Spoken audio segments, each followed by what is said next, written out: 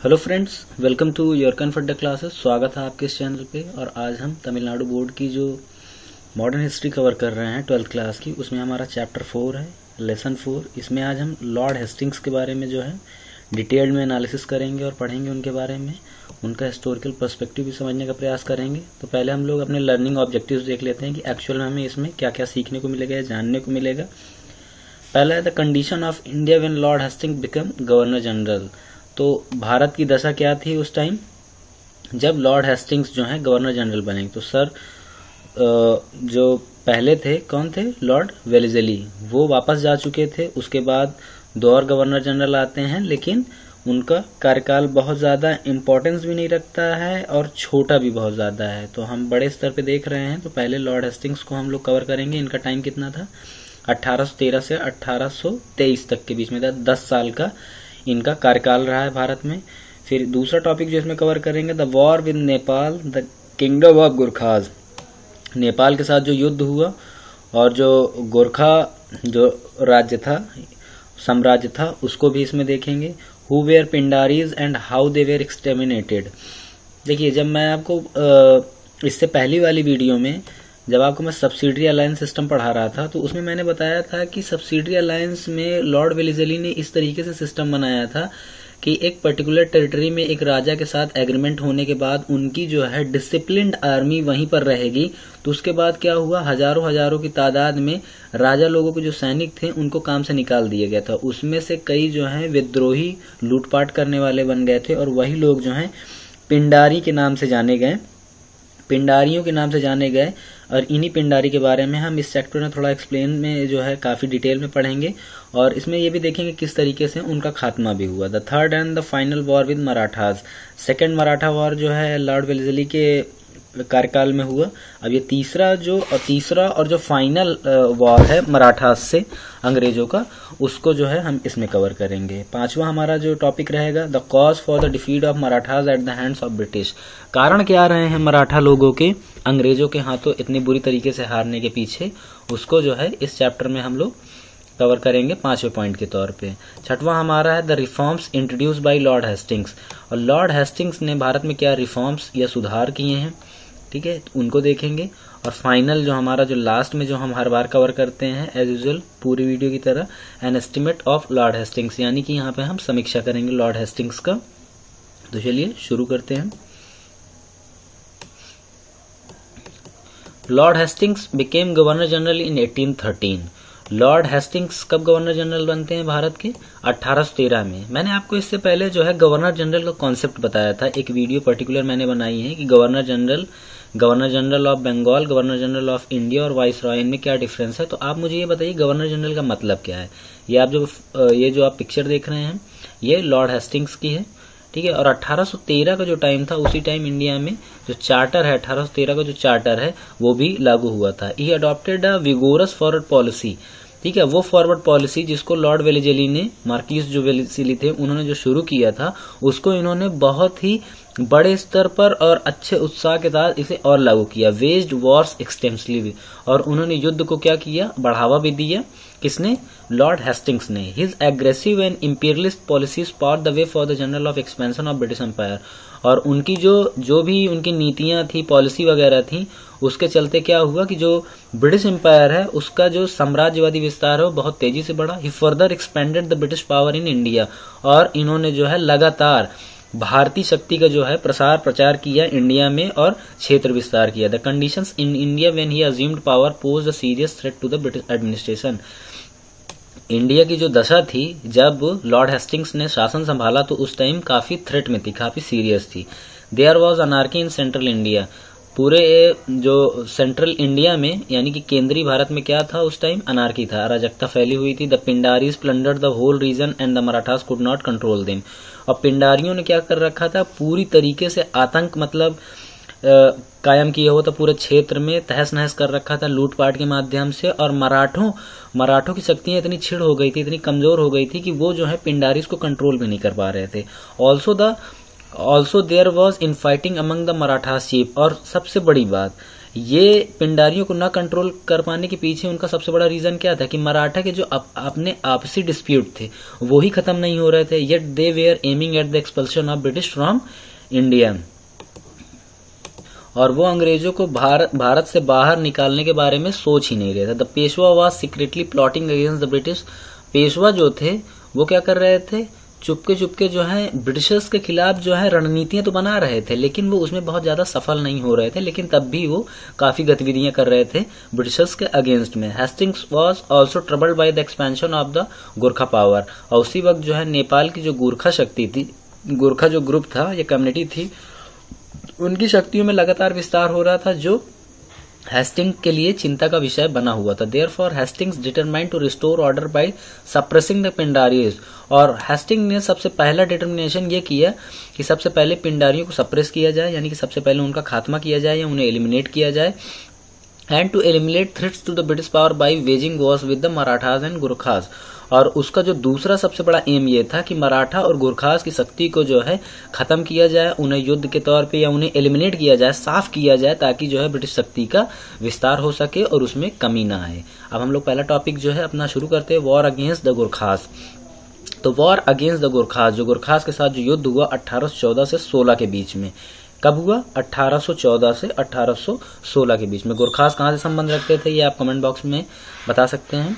Nepal emerge as a powerful Gorkha state in 1768। 1768 में क्या होता है, गोरखा जो है एक शक्तिशाली ताकत के तौर पे उभरते हैं नेपाल में। This country is situated to the north of India. ये कंट्री कहां पर जो है स्थित है? भारत के उत्तर में और चाइना के दक्षिण में। तो कहीं ना कहीं ये क्या है, एक बफर स्टेट का दर्जा रखता है। Its boundary touching China in the north and Bengal and Awadh is the east in and south. तो बंगाल क्या है, बंगाल जो है ईस्ट में जो है बाउंड्री शेयर करता था इससे, और अवध क्या है दक्षिण में बॉर्डर शेयर करता था गोरखा से रिस्पेक्टिवली। इन 1801 1801 में क्या हुआ, the British acquired the district of Gorakhpur. अब ब्रिटिशर्स को जो है क्या हुआ कि जब उन्होंने सब्सिडरी अलायंस जब उन्होंने साइन कर लिया और अवध के नवाब से ये बोल दिया कि हम जो है आपको कंप्लीट प्रोटेक्शन देंगे, और एडमिनिस्ट्रेटिव इंटरफेरेंस जब उनका बढ़ गया, तो जो अवध थे उन्होंने क्या किया कि उनको जो है गिफ्ट के तौर पे गोरखपुर और ईस्ट के कुछ छोटे छोटे डिस्ट्रिक्ट जो है इन्हें दे दिया था, बस्ती भी इन्हें दे दिया था। ठीक है, this move brought the boundary of Nepal to touch the British frontier. और यही जो है नेपाल के साथ विवाद का कारण बना, क्योंकि इनकी सीमा क्या थी, वो नेपाल के साथ टच कर रही थी। The aggression of the Gorkhas into the British territories culminated in war. और इस चीज के चलते गोरखास लोगों का क्या हुआ कि इनके साथ बहुत ज्यादा एग्रेशन बढ़ गया, झंझट बढ़ गई इनके साथ, और युद्ध होने की स्थितियां जो है शुरू हो गई। जिसके वजह से क्या हुआ कि इनमें 1814 मई 1814 में the Gorkhas attack the British police post and killed 18 policeman.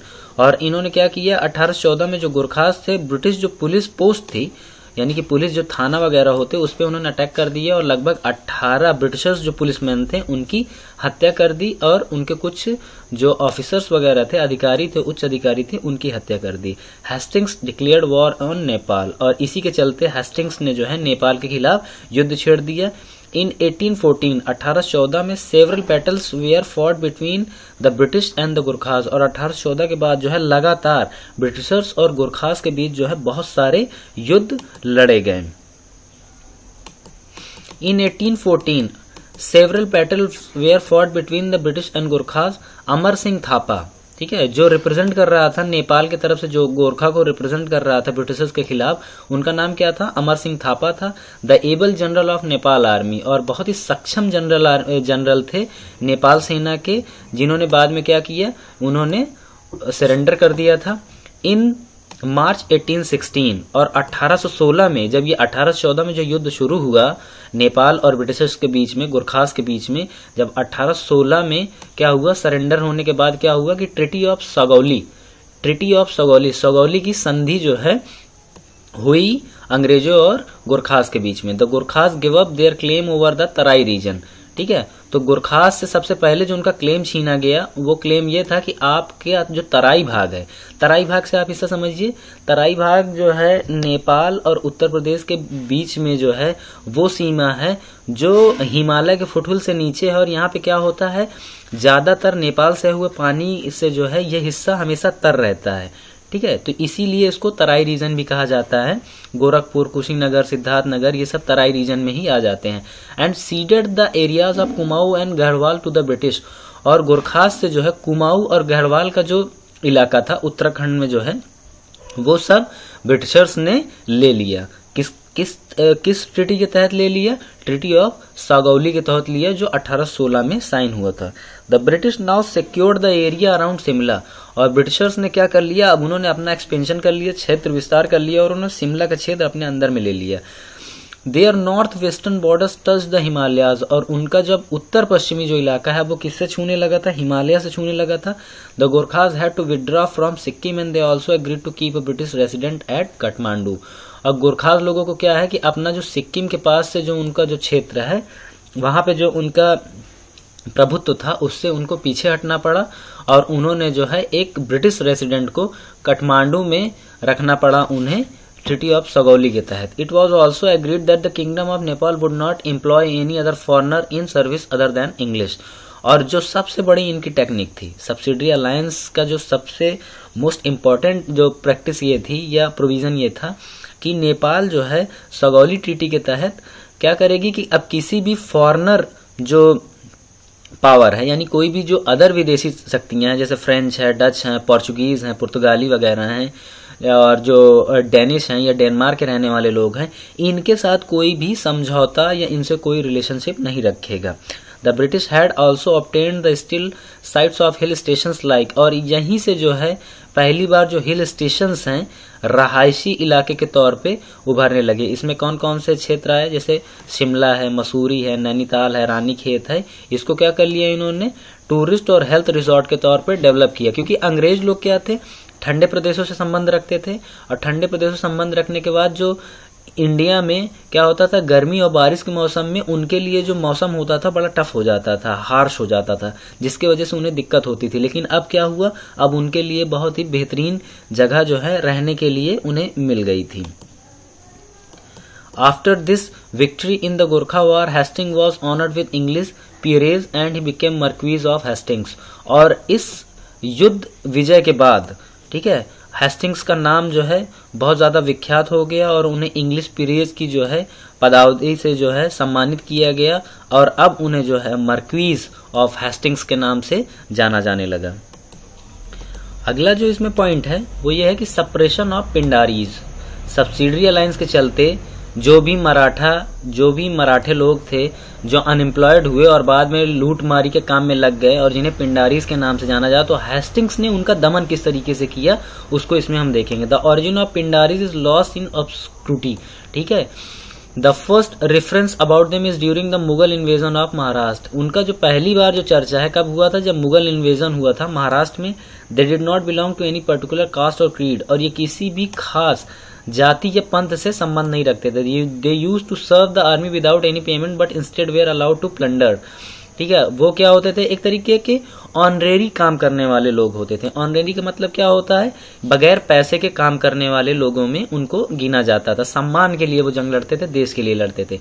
During the time of Bajirao first, Bajirao प्रथम के टाइम में, they were irregular horseman attack to the Maratha army attached to the, वो क्या होते थे? अनियमित घुड़सवार होते थे जो कि मराठा आर्मी से जुड़े होते थे।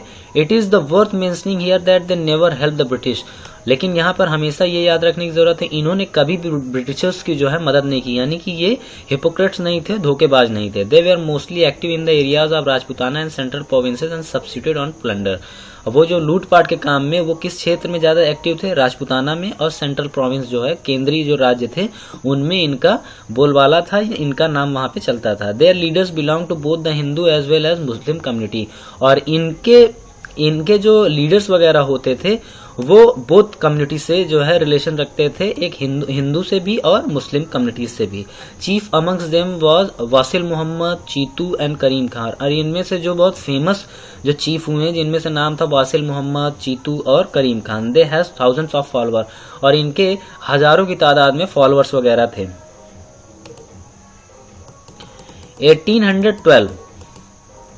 1812 में The Pindaris plundered the districts of Mirzapur and Shahabad, and in 1815 they raided the Nizam's dominion.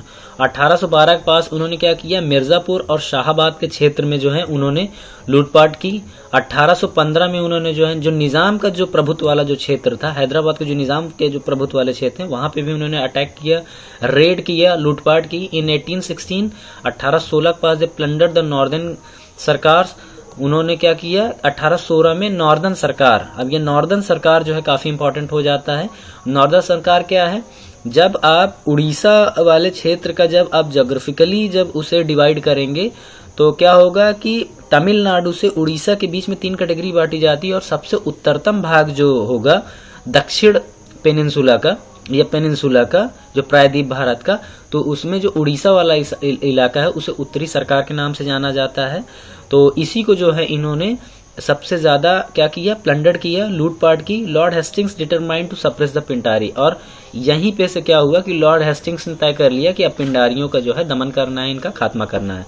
For this he gathered large army of 1,13,000, और 1,13,000 की एक विशालकाय सेना के साथ जो है और 300 गन के साथ उसने क्या किया, अटैक करवा दिया पिंडारियों पे चारों दिशाओं से। He himself took command of the force from the north while sir Thomas Hislop commanded the force from the south. और इसमें जो है उसने खुद से भी लीड किया, उत्तर से जो सेना को लीड किसने किया, यही लॉर्ड हेस्टिंग्स ने जो है लीड किया, और सर थॉमस हेस्लॉप जो थे उन्होंने दक्षिण तरफ से लीड किया। बाई 1818 तक the Pindaris were completely suppressed and all their band disintegrated.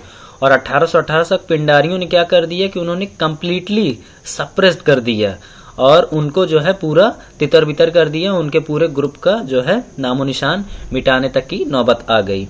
Karim Khan was given a small state in Gorakhpur district of the United Province. और जो उत्तर प्रदेश का उस टाइम जिसे संयुक्त प्रांत के नाम से जाना जाता था, उसमें जो है करीम खान को एक छोटा सा स्टेट दे दिया गया गोरखपुर जिले में। Wasil Mohammad took refuge in the Scindias camp but the latter handed him over to the Britishers. और जो वासिल मोहम्मद थे उनके साथ क्या हुआ, उन्होंने सिंधिया कैंप जो है यानी कि सिंधिया जो रजवाड़ा है उनके साथ वो मिल गए, लेकिन बाद में उन्होंने क्या कर दिया, उसे पकड़ के ब्रिटिशर्स लोगों को दे दिया। Wasil committed suicide in captivity. और जो वासिल मोहम्मद थे उन्होंने क्या कर लिया, बाद में आत्महत्या कर ली अंग्रेजों की बंदी में। चीतू एस्केप टू फॉरेस्ट, और जो चीतू थे वो भाग गए फॉरेस्ट में। Where a tiger kill him, और उनको जो है वहां पर एक चीता ने मार डाला। 10 बाई 1824 और 1824 तक the menace of the Pindaris came to an end. और जो पिंडारियों का जो आतंक था, जो उन्होंने पूरा जंजाल फैला के रखा था, अब उनकी हालत एकदम खराब हो गई थी और उन्हें खत्म कर दिया किसने, हेस्टिंग्स ने। Downfall of the Maratha confederacy. अब ये तीसरा टॉपिक जो है ये काफी इंपॉर्टेंट है। मराठा जो संघ था वो किस तरीके से अपने क्षय की ओर, अपने खात्मे की ओर बढ़ा, उसको हम इसमें कवर करेंगे। तो शुरू करते हैं। The third major achievement of the lord Hastings was against the Maratha. और तीसरी जो सबसे बड़ी अचीवमेंट थी लॉर्ड हेस्टिंग्स की, ठीक है, वो क्या थी, मराठाओं का खात्मा या मराठाओं को एकदम जो है धरातल पर ले आना। In reality the Marathas power had weekend considerably after the third battle of Panipat. 1761 का जो पानीपत का युद्ध था अहमद शाह अब्दाली और मराठाओं के बीच में, उसने जो है मराठाओं की शक्तियों को एकदम कमजोर कर दिया था वहीं से। And the two subsequent war against the British. और जो दो फर्स्ट मराठा वार और सेकंड मराठा वार हुए, उसके बाद तो मराठाओं की हालत एकदम पतली हो गई, मतलब कि एकदम वो रिसातल पर आ गए थे और अपने आखिरी दिनों को वो गिन रहे थे। But the Marathas had not finally crust. लेकिन इसके बावजूद भी मराठा पूर्णतः नष्ट नहीं हुए थे, अभी भी वो अंग्रेजों के लिए, ब्रिटिशर्स के लिए खतरा बने हुए थे। मराठा जो चीफ थे फॉट अमंग्स्ट themselves। मराठाओं की अब सबसे बड़ी जो कमजोरी जो उभर के आई थी वो ये थी कि वो आपस के डिस्प्यूट्स में बहुत ज्यादा उलझे हुए थे, वो आपस में ही झगड़ रहे थे। Their successor were invariable weak and incapable, और उनके जो भी उत्तराधिकारी थे वो कमजोर थे, असक्षम थे। इसी वजह से क्या हो रहा था कि वो शासन का जो कारभार था संभाल नहीं पा रहे थे, मराठा जो पूरा फेडरेशन था उसको स्टेबिलिटी नहीं दे पा रहे थे। The relationship of powerful Marathas chiefs like, और मराठा के जो प्रमुख जो अध्यक्ष रहे हैं भोसले, गायकवाड़, सिंधिया, होलकर और पेशवा, ये सब क्या थे, एक दूसरे से जो है उनके अंदर जो है जेलसी थी और एक दूसरे से वो लड़ रहे थे। Peshwa Bajirao second wanted to become the head of Marathas confederacy, और बाजीराव सेकंड जो थे वो क्या थे कि मराठा जो संघ था उसके वो हेड बनना चाहते थे, and at the same time wanted freedom from the British control, और उसी के साथ साथ वो क्या चाहते थे कि ब्रिटिश लोगों से उनको मुक्ति मिले जाए। His chief minister Trimbakji encouraged him, और उनके जो चीफ मिनिस्टर थे, जो उनके प्रमुख मंत्री थे जिनका नाम था तिरम बगजी जो थे, वो उनको इस चीज के लिए क्या करते थे, उनका मोराल भी बूस्ट करते थे, उन्हें बताते भी थे कि ये बहुत जरूरी है उनके खुद के साम्राज्य के लिए। On the advice of company the Gaikwad sent his prime minister Gangadhar Shastri to negotiate with the Peshwa, और इसी के चलते एडवाइस ऑफ द कंपनी, और कंपनी ने क्या किया, एडवाइस किया, गायकवाड़ को भेजा कि प्राइम मिनिस्टर जो प्रधानमंत्री हैं गंगाधर शास्त्री वो नेगोशिएट करे पेशवा के साथ। On his way back Gangadhar Shastri was murdered in Nashik in July 1815, और 1815 में जब वो नेगोशिएशन करके गंगाधर शास्त्री जो कि प्रधानमंत्री थे वो जब वापस आ रहे थे उनकी हत्या कर दी गई थी at the stance of त्रियम Bagji, और त्रियम बागजी के कहने पे जो है गंगाधर शास्त्री का क्या हो गया, नासिक में मर्डर हो गया। This caused a lot of anger not only among the Marathas but also among the Britishers, और ब्रिटिशर्स और मराठा दोनों साथ साथ इस बात को लेके काफी क्रोध में आ गए, गुस्सा हो गए। The latter asked the Peshwa to hand over Trimbakji to them, और उन्होंने जो पेशवा से अंग्रेजों ने मांग की कि जो त्रियम्बकजी हैं उनको हमें सौंपा जाए। Peshwa handed over his minister to the Britishers, और पेशवा ने क्या कर दिया, उसे हैंड ओवर भी कर दिया। Who lodged him Thana jail from where he escaped, और बाद में क्या हुआ, जो थाने जेल में उन्हें रखा गया था वो वहां से फरार हो गए। कॉन्सिक्वेंटली ऑन 13 जून 1870 13 जून 1817 को the British resident Elphinstone force the Peshwa to sign the treaty of Poona, और 1813 में क्या हुआ कि जो ब्रिटिश रेसिडेंट एलिफेंस्टन्स थे उन्होंने क्या कर दिया कि पेशवा को मजबूर किया कि आप जो हैं पूना की संधि करें। Bajirao gave up his desire to become the supreme head of Marathas, और बाजीराव ने क्या कर दिया कि जो उन्हें जो प्रमुख बनना था, सुप्रीम बनना था मराठा संघ का, उन्होंने उसको गिव अप कर दिया, और थर्ड मराठा वार जो है बिगिन हो गया, क्योंकि अब जो है बात ऑनर किया गई थी। तो थर्ड मराठा वार कब शुरू होता है, 1817 से 1819 के बीच में। 1817 में शुरू होता है, 1819 तक चलता है।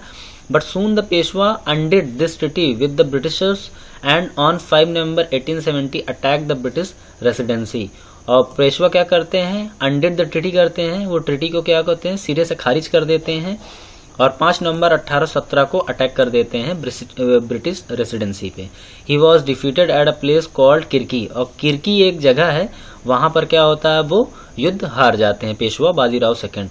Similarly the Bhosle chief Appa Sahib also refuse to abide by the treaty of Nagpur, और जो ट्रीटी ऑफ नागपुर है उसको भोसले और अप्पा साहिब जो है ये फिर रिव्यूज कर देते हैं, which he had signed with the British on 17 May 1816, जिसे 17 मई 1816 को इन्होंने साइन किया था। लेकिन ये क्या हुआ कि अब जो है इन्होंने इसको मानने से इनकार कर दिया। अकॉर्डिंग टू द ट्रीटी, इस ट्रीटी के तहत मामला दरअसल ये था कि Nagpur came under the control of the company, Nagpur को कहाँ रखा गया, कंपनी के कंट्रोल में रखा गया।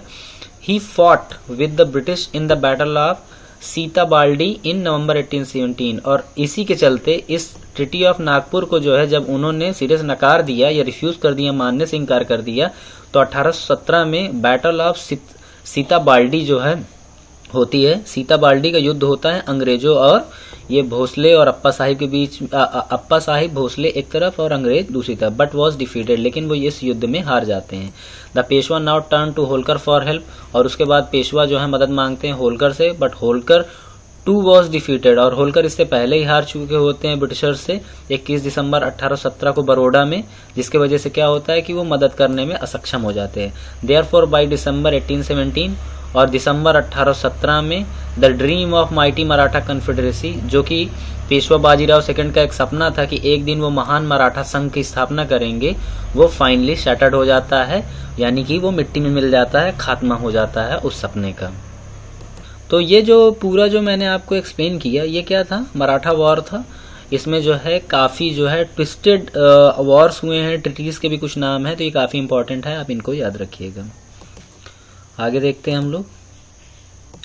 इन 1818 में Scindia was also force to sign a new treaty with the Britishers, और सिंधिया लोग को जो है ये मजबूर कर देते हैं एक नई संधि करने के लिए अंग्रेजों से। Basis which Ajmer was given to Nawab of Bhopal, और नवाब भोपाल को जो है अजमेर देने की बात कही जाती है। वो आल्सो एक्सेप्टेड द ब्रिटिश सुजेरेनिटी, और वो लोग जो हैं ब्रिटिश के जो है संप्रभुत्व को पहले ही मान लेते हैं।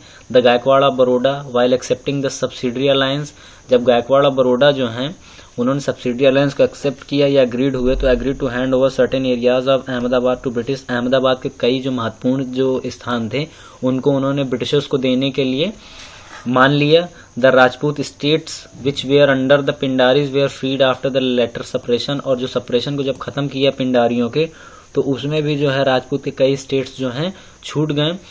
द ईयर 1818 का जो साल था was a significant year on account of major political achievement for British. जो ब्रिटिशर्स थे उनके लिए जो राजनीतिक जो अचीवमेंट्स थे, उपलब्धियां थी, उनके लिए जो है 1818 बहुत महत्वपूर्ण था। The Maratha dream of establishing themselves as the paramount power in India was completely destroyed. अपने आप को एकदम टॉप की जो शक्ति बनाने का जो सपना था मराठा लोगों का, वो एकदम खत्म हो गया था। Thus the last hurdle in the way of British paramountcy was removed, और ये सबसे आखिरी कांटा था ब्रिटिश पैरामाउंसी के भारत में जो है सर्वोच्च शक्ति बनने में। और जो मराठाओं के 1818 में थर्ड वॉर जो उनका था, मराठा एंग्लो वॉर जो था, उसमें मराठाओं की हार होने के बाद उनका ये सपना खत्म हो जाता है और अंग्रेज यहाँ पर से सुपर पावरफुल हो जाते हैं। Causes for defeat of Marathas, और ये थर्ड जो मराठा वॉर था, इसमें ये लोग क्यों युद्ध हार गए, उसके पीछे रीजंस क्या थे, उनको हम लोग डिस्कस कर लेते हैं। द मेन रीजंस, जो महत्वपूर्ण रीजंस थे वो क्या थे, लैक ऑफ कैपेबल लीडरशिप। सबसे बड़ी क्या थी कि इनका जो इंटरनल डिस्प्यूट्स थे वो इतने ज्यादा बढ़ गए थे कि ये एक साथ क्या कर रहे थे, कोलैबोरेट नहीं कर पा रहे थे, इकट्ठा नहीं हो पा रहे थे। और कैपेबल लीडरशिप, और पहले जितनी शुरू में जैसे शिवाजी और उनके बाद जो भी महान शासक रहे हैं, उनकी जो लीडरशिप थी वैसी लीडरशिप जो है लैक कर गई मराठों के बीच में। इससे भी जो है एक बड़ा जो है गैप क्रिएट हुआ और मराठाओं की हार का बड़ा रीजन बढ़ा। दूसरा पॉइंट जो ये था कि military weakness of the Maratha. अब अंग्रेज लोगों का क्या था, अंग्रेज लोग वेल डिसिप्लिन्ड मिलिट्री ग्रुप्स थे, ठीक है, और वो लोग जो हैं उनको अच्छी पेमेंट्स वगैरह मिलती थी। अब मराठाओं के बहुत सारे लोग क्या थे, सब्सिडरी अलायंस के चलते बहुत सारे लोग तो पहले से ही विद्रोह कर गए थे, पिंडारीज बन गए थे, बाहर चले गए थे, और ये क्या होते, आधुनिक हथियारों की इनके पास कमी भी थी। इस वजह से भी जो है मिलिट्री वीकनेस एक रीजन बना मराठाओं की हार का। तीसरा पॉइंट ये था कि the major drawback of Maratha power was mutual bitterness and lack of cooperation among them. तीसरा जो सबसे बड़ा जो इनका जो सेटबैक होने की जो वजह थी वो ये थी कि म्यूचुअल बिटरनेस, आपसी जो इनकी कटुता थी, यानी कि गायकवाड़ सिंधिया से लड़ रहे हैं, सिंधिया भोसले से लड़ रहे हैं, भोसले जो हैं वो पेशवा से लड़ रहे हैं। तो इसकी वजह से क्या हो रहा था कि इनका जो म्यूचुअल बिटरनेस था ये इनको गर्त में ले गया। और दूसरी चीज इसमें एक और थी कि लैक ऑफ कोऑपरेशन अमंग देल्स, यानी कि ये एक दूसरे के साथ कोऑपरेट जो है, इनका जो कोऑपरेशन लेवल था वो जीरो था, जिसकी वजह से क्या हो रहा था कि आपसी सहमति न बनने के कारण इनके जो है एकता में फूट पड़ गई थी, जिसकी वजह से ये अंग्रेजों के खिलाफ एकजुट नहीं हो पा रहे थे और मराठा जो है बाद में धराशायी हो गए। चौथा पॉइंट ये था कि the Marathas hardly left any positive impact on the conquered territories. अब मराठाओं के साथ एक समस्या ये भी थी कि उनकी जो सरदेश मुखी और चौथ की जो उनकी जो टैक्स लेने की जो प्रवृत्ति थी, इसकी वजह से क्या हो रहा था कि जो भी टेरिटरीज वो कंकर्ड कर रहे थे वहां पे इसकी वजह से उनका कोई पॉजिटिव इम्पैक्ट नहीं पड़ रहा था। यानी कि वहां के लोग जो हैं कहीं ना कहीं उन्हें ये लग रहा था कि ये जो भी मराठास उनके यहाँ आए हैं ये आउटसाइडर्स हैं। इस वजह से क्या हो रहा था, पॉजिटिव इम्पैक्ट होने की वजह से जो है मराठाओं को इनका जो है बेहतर समर्थन प्राप्त नहीं हो पा रहा था। ये भी एक बड़ा कारण बना मराठाओं की हार का। द मराठास, जो छठवां हमारा पॉइंट है, the Marathas did not have cordial relationship with other princess and nawabs of India. और जो मराठा लोग थे उनके जो है बेहतर रिलेशन नहीं थे, जो अलग जो रजवाड़े या और जो बड़े राजा थे उनके बीच, और नवाब जो भारत के जो नवाब थे उनसे इनके जो है कॉर्डियल रिलेशनशिप नहीं थे, बेहतरीन रिलेशनशिप नहीं थे, प्रेम व्यवहार वाले रिलेशनशिप नहीं थे। ये भी एक बड़ा रीजन बड़ा मराठाओं की हार का। लास्ट जो कि लिस्ट नहीं है उसमें यह था कि Maratha fail to estimate correctly the political and diplomatic strength of Britishers. और सबसे बेहतरीन और आखिरी पॉइंट ये था कि मराठा जो है एस्टिमेट करने में ब्रिटिशर्स की जो पॉलिटिकल और जो डिप्लोमेटिक यानी कूटनीति की जो उनकी स्ट्रेंथ थी उसको समझने में जो है वो उनको अंडर एस्टिमेट कर गए। वो उनको समझ ही नहीं पाए कि ये कितने पावरफुल हैं और ये कितने फार विजनरी है, यानी कि कितनी दूर तक सोचते हैं। इस चीज के चलते क्या हुआ कि मराठा जो है थर्ड मराठा एंग्लो वार आते आते इंडिया में जो है उनकी हालत एकदम खत्म हो गई। अब जो हमारा ये है कि रिफॉर्म्स ऑफ हेस्टिंग्स जो है सिर्फ खाली युद्ध में संलिप्त नहीं रहे, उन्होंने इंडिया में बहुत सारे सुधार भी किए जो कि काफी इंपॉर्टेंस रखते हैं, उनको हम लोग डिस्कस करते हैं। The governor generalship of lord Hastings witness not only territorial expansion but also the progress of administration. तो गवर्नर जनरल के तौर पे जब गवर्नर जनरल थे लॉर्ड हेस्टिंग, उन्होंने सिर्फ खाली क्षेत्र विस्तार और युद्ध का काम ही नहीं किया, उन्होंने एडमिनिस्ट्रेटिव तौर पे, प्रशासनिक तौर पे बहुत ज्यादा सुधार किए, जिसने क्या की कि जो ब्रिटिश एम्पायर थी उसकी नींव को बहुत ज्यादा मजबूत की है।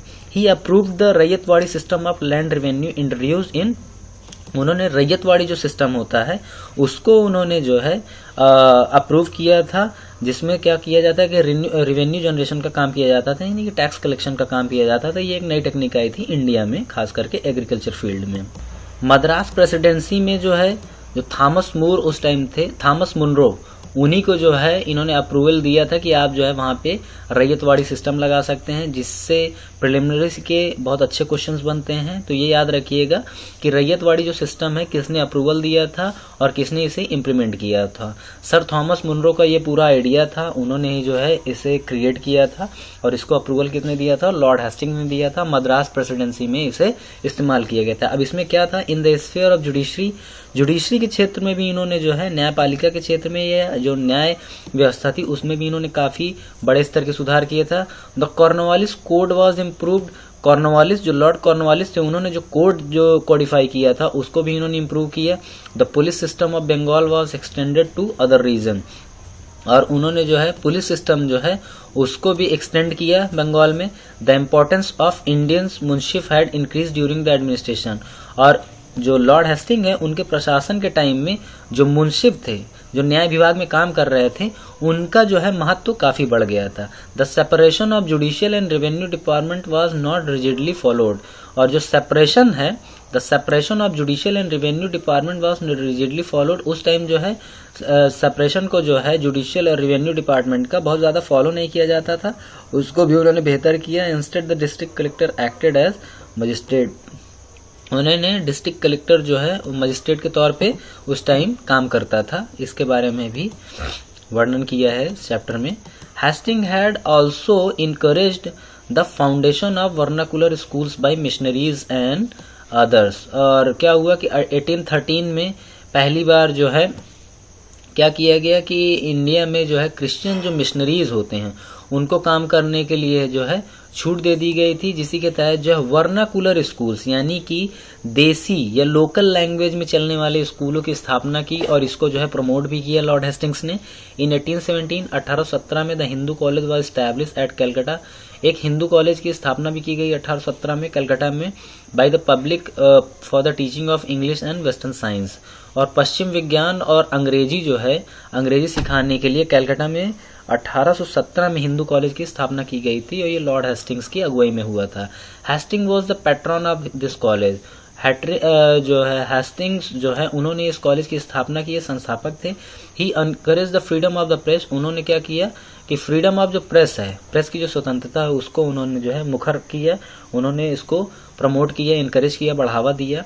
And abolish the censorship introduce इन 1799, और 1799 में जो सेंसरशिप जो शुरू की गई थी फ्रीडम ऑफ प्रेस में, उसको इन्होंने अबॉलिश कर दिया, खत्म कर दिया। The Bengali weekly Samachar Darpan was start in 1818 by Marshman Serampore missionary, और बंगाली वीकली करके एक जो है बंगाली वीकली थी जिसका नाम था समाचार दर्पण। इसको जो है 1818 में मार्शमैन करके एक सेरमपुर मिशनरी थे, सेरमपुर निवासी जो मिशनरी थे, उन्होंने इसको शुरू किया था। तो उस वक्त जो अगर देखा जाए तो लिटरेचर लेवल पे, लैंग्वेज लेवल पे, एजुकेशन में, जुडिशियल में, जुडिशरी सिस्टम में इन्होंने काफी बड़े काम किए और जिस वजह से इनको एडमायर भी किया जाता है इंडियन मॉडर्न हिस्ट्री में। तो अब हम लोग फाइनली अपने एस्टिमेशन पे आ गए हैं। यहाँ पे हम देखेंगे कि लॉर्ड हेस्टिंग्स की समीक्षा थोड़ा सा कर लेते हैं, फिर उसके बाद हम अपने चैप्टर को एंड करेंगे। तो Lord Hastings was an able soldier and a brilliant administration. तो लॉर्ड हेस्टिंग्स जो थे वो क्या थे, एक एबल सोल्जर थे, यानी योग्य सैनिक थे, और ब्रिलियंट एडमिनिस्ट्रेटर थे, और बहुत ही बेहतरीन प्रशासनिक के तौर पे वो उभरे थे।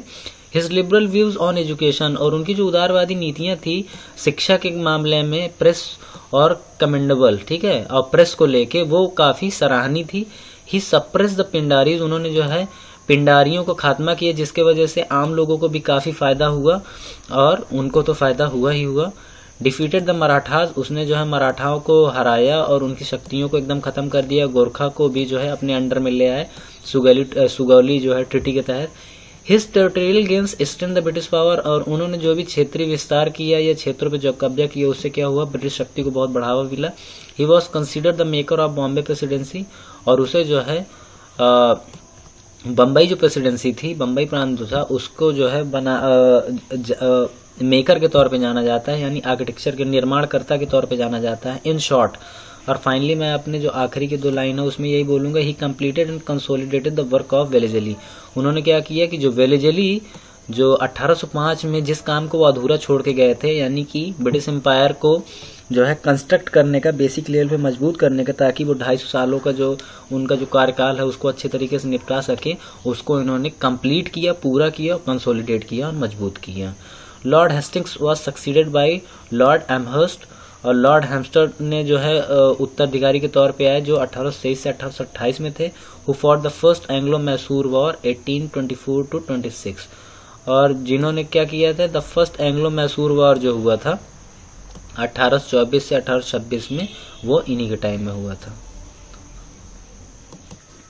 तो 1824 का इसमें वर्णन किया गया है कि 1824-26 के बीच में उन्होंने फर्स्ट एंग्लो मैसूर वॉर, तो ये थोड़ा यहाँ मिसप्रिंट हो गया है, ये दरअसल असम वॉर है। असम वॉर जो है लॉर्ड एमहर्स्ट के टाइम में ही लड़ा गया था, ठीक है। तो ये हम लोगों को चैप्टर खत्म हो गया लॉर्ड हेस्टिंग्स का। नेक्स्ट चैप्टर बहुत जल्दी मैं अपलोड करूंगा, और आप जो है अगर मुझे इसमें कोई सजेशन देना चाहते हैं तो वो दे सकते हैं। बाकी आशा करता हूँ कि आपको वीडियो अच्छा लगा होगा। तो thank you for watching the video.